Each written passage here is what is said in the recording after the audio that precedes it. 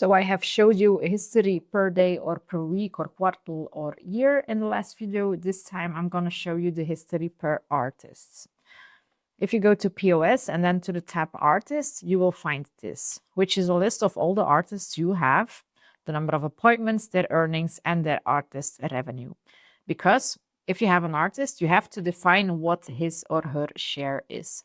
So now I'm going to Artists, I'm editing one, and in the tab Financial and Planning, you have defined the percentage that the artist gets, which in this example is 70. So if I go to POS and then to Artists, here you see the artist listed, and for John Doe it was 70, so this is 70%. But it doesn't stop here. If you select the artist in the filter, you will see a different screen. And this different screen lists every payment for that artist between the start date and the end date that you have defined. By default, this is the current month. So these are all the appointments that this artist did. For example, first one, customer Sandy, paid in cash 750, total is 750, and 70% of this 750 was 525. So this makes the whole list. If you would have more records, you would have this pagination here that could take you to the next page.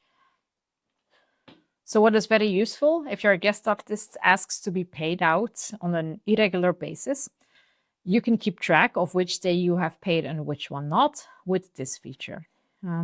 So the artist share is calculated by default. The shop share is also calculated by default, but it can be that you have a special occasion where you want to give your artist more or less. Maybe for cover-ups, they have a higher share, for example.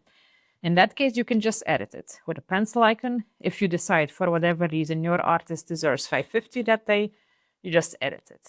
Okay.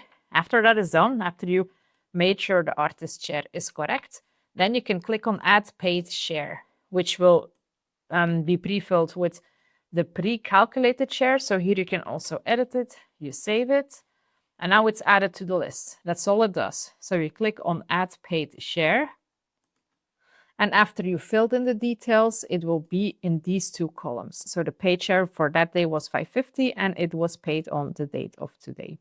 So just imagine 1 week later, the artist asks to be paid out again. This allows you to track exactly which days have been paid and which have not.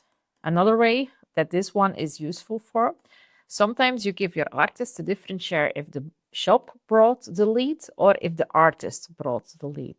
So your artist can have 70% in normal cases, but if the shop made the booking and the customer came through the shop, the artist gets 60%, for example. Here there is a column which says booked by, and this is the name of the person who was logged in when the booking was made.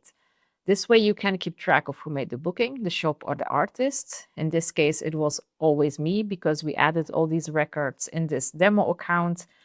So this could be the name of the booker or the name of the artist, which can help you decide to what amount to correct the artist share to.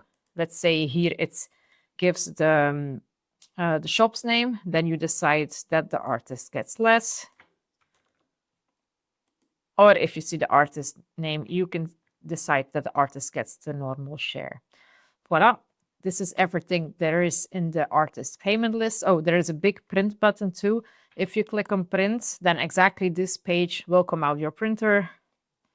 And this can be used if you invoice each other. If you make it everything according to your local laws and you make an invoice, the artist makes an invoice to the shop or the shop to the artist, this could be the detail to add to your invoice if you wish.